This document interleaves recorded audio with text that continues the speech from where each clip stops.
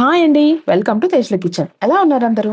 ఇవాళ మన వీడియోలో సూజీ అండ్ పొటాటోని యూజ్ చేసి క్రిస్పీగా, టేస్టీగా ఉండే ఈవినింగ్ స్నాక్ ఒకటి షేర్ చేస్తున్నాను. స్నాక్స్ అంటే చాలు క్రిస్పీగా ఉండాలి, టేస్టీగా ఉండాలి, ముఖ్యంగా సింపుల్ గా అయిపోవాలి. నాలానే మీరు అనుకుంటున్నారా? అయితే ఖచ్చితంగా ఈ రెసిపీని ట్రై చేయాల్సిందే. ఇది సింపుల్ గా అయిపోవడంతో పాటు టేస్టీగా కూడా ఉంటుంది. బయట క్రిస్పీగా, లోపల సాఫ్ట్ గా చాలా బాగుంటుంది. సో తప్పకుండా ట్రై చేయండి. దీనికోసం 3 మీడియం సైజ్ లో ఉండే బంగాళదుంపలు తీసుకొని శుభ్రంగా వాష్ చేసేసి అవి మునిగేలాగా వాటర్ పోసుకొని ఒక 15 to 20 minutes పాటు బాయిల్ చేసుకోవాలి. ఇవి బాయిల్ అయిపోయాక వాటికి పీల్ తీసేసి రూమ్ టెంపరేచర్ లోకి వచ్చాక మనం మిగతా రెసిపీ ప్రాసెస్ చేసే వరకు కూడా వాటిని ఫ్రిడ్జ్ లో పెట్టుకోండి. ఇలా పెట్టుకోవడం వల్ల పొటాటోలో ఎక్స్ట్రా వాటర్ రిలీజ్ అవ్వకుండా ఉంటాయి. సో ఈ స్టెప్ ని మాత్రం అస్సలు స్కిప్ చేయొద్దు. నెక్స్ట్ ఒక బాండీలో 3 టేబుల్ స్పూన్స్ ఆయిల్ ని హీట్ చేసుకొని అందులోకి హాఫ్ టీ స్పూన్ ఆవాలు, హాఫ్ టీ స్పూన్ జీలకర్ర, హాఫ్ టీ స్పూన్ నువ్వులను వేసుకోండి. మీకు ఇష్టం లేకపోతే నువ్వుల్ని స్కిప్ చేసేయొచ్చు. వీటిని ఒక 2 minutes ఫ్రై చేశాక ఒక పచ్చిమిర్చిని ఇలా చిన్న చిన్న పీసెస్ లా కట్ చేసుకొని వేసుకోండి. పచ్చిమిర్చి కాస్త వేగాక మీరు ఏ కప్ తో అయితే రవ్వని తీసుకుంటారో అదే కప్ తో 2 కప్పుల వాటర్ ని యాడ్ చేసుకోవాలి. అలాగే రుచికి సరిపడా ఉప్పుని అండ్ 1 టీ స్పూన్ దాకా రెడ్ చిల్లీ ఫ్లేక్స్ ని యాడ్ చేసుకోండి.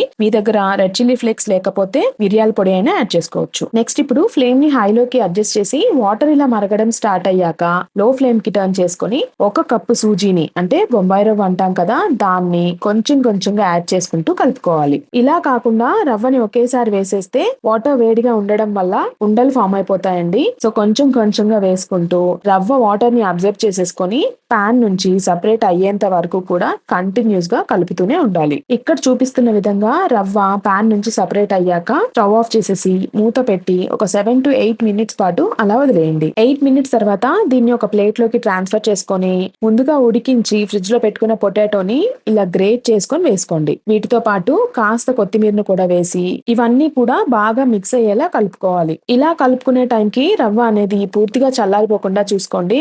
అంటే రవ్వ కాస్త వేడిగా ఉన్నప్పుడే ఇవన్నీ యాడ్ చేసుకొని కలుపుకోవాలన్నమాట.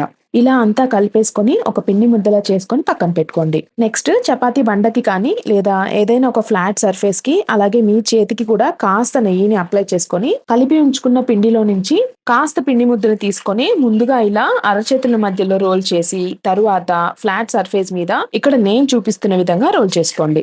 ఈ ప్రాసెస్ లో పిండిని గట్టిగా ప్రెస్ చేసేసుకోకుండా కాస్త పైనే రోల్ చేసుకోవాలి. ఇలా రోల్ చేసేసుకున్నాక ఒక నైఫ్ ని యూజ్ చేసి ఇలా చిన్న చిన్న పీసెస్ గా కట్ చేసుకోండి. నెక్స్ట్ కట్ చేసుకున్న పీసెస్ లో నుంచి ఒక్కో పీస్ ని తీసుకొని కాస్త ఫినిషింగ్ ఇచ్చుకుంటూ సిలిండర్ షేప్ లో రెడీ చేసుకోవాలి. ఇక్కడ షేప్ అనేది మీ ఇష్టం అండి. మీరు బాల్స్ లాగా కానీ స్మైలీస్ లాగా కానీ ఇలా ఎలా అయినా రెడీ చేసుకోవచ్చు. ఇలా అన్ని కూడా రెడీ చేసేసుకొని పక్కన పెట్టుకోండి. అండ్ వీటిని ఒక 8 కంటైనర్ లో ఇలా ఫ్రిడ్జ్ లో స్టోర్ చేసుకుంటే ఒక 2 days పాటు యూస్ చేసుకోవచ్చు. ఇప్పుడు స్టవ్ మీద డీప్ ఫ్రై కి సరిపడా ఆయిల్ ని పెట్టుకొని ఆయిల్ ని బాగా హీట్ అవ్వనివ్వండి. ఆయిల్ బాగా హీట్ అయ్యాక కొన్ని బైట్స్ ని ఒకేసారి ఆయిల్ లోకి డ్రాప్ చేసుకోవాలి. ఒక్కోటి కాకుండా ఇలా ఒకేసారి వేయడం వల్ల బైట్స్ అనేవి ఈవెన్ గా ఫ్రై అవుతాయి అండ్ ఇవి వేసిన వెంటనే పొంగుతాయండి. ఈ పొంగు అనేది కాస్త తగ్గాక మంటని మీడియం కి అడ్జస్ట్ చేసుకొని అటు ఇటు తిప్పుకుంటూ మంచి గోల్డెన్ కలర్ వచ్చేంత వరకు కూడా ఫ్రై చేసుకోవాలి. నెక్స్ట్ రెండో విడత ఫ్రై చేసుకునేటప్పుడు కూడా ఆయిల్ ని బాగా హీట్ అవ్వనిచ్చి సేమ్ ఇదే ప్రాసెస్ ని ఫాలో అవ్వండి. ఇంట్లోనే ఉండే ఇంగ్రీడియంట్స్ తో ఎంతో సింపుల్ గా చేసుకునే ఈ స్నాక్ రెసిపీ మీకు అందరికీ నచ్చిందా? నచ్చితే వీడియోకి ఒక లైక్ ఇచ్చి తప్పకుండా మన ఛానల్ ని సబ్స్క్రైబ్ చేసుకోండి. మరో మంచి రెసిపీతో మళ్ళీ కలుద్దాం.